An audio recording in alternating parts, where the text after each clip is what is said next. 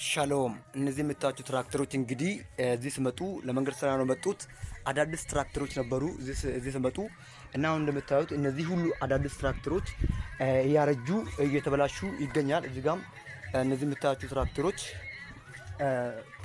አዳዲስ ምንም ነገር ያልሰሩ ትራክተሮች ናቸው። ይሄ ሁሉ ትራክተር ዝም ብሎ ምንም ነገር ሳይሰራ እዚህ ጋር እያረጀ እየተበላሸ ይገኛል። እንግዲህ እነዚህ ትራክተሮች ዘመናዊ ትራክተሮች ናቸው፣ ለመንገድ ስራ የገቡ ናቸው። ስለዚህ አሁንም ደግሞ እዚህ ጋር እንደምታዩት እነዚህ ትራክተሮች አሁንም ለዚህ ለመንገድ ስራ የገቡት ትራክተሮች ናቸው፣ ዘመናዊ ትራክተር ናቸው። ስለዚህ እነዚህ ትራክተሮች ለምን ወደ አገልግሎት ለምን አይሰጡም?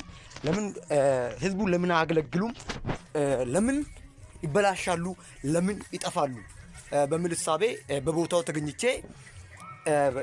ተገኝቼ ለምን ይበላሻል በሚል እሳቤ አገልግሎት እንዲሰጡ እና ህዝቡን እንዲያገለግሉ እንደምታዩት በጣም በብዙ ገንዘብ የሚቀየር ማሽን ነው። ስለዚህ መበላሸት የለበትም። አገልግሎት እንዲሰጥ ሼር ኮፕሊንግ እያደረጋችሁ እንግዲህ አካባቢው የት ነው? ትልቁ ሜጢ ትምህርት ቤት ግቢ ውስጥ ነው የቆሙት። ስለዚህ አሳይቻችኋለሁ። በጣም ብዙ ማሽን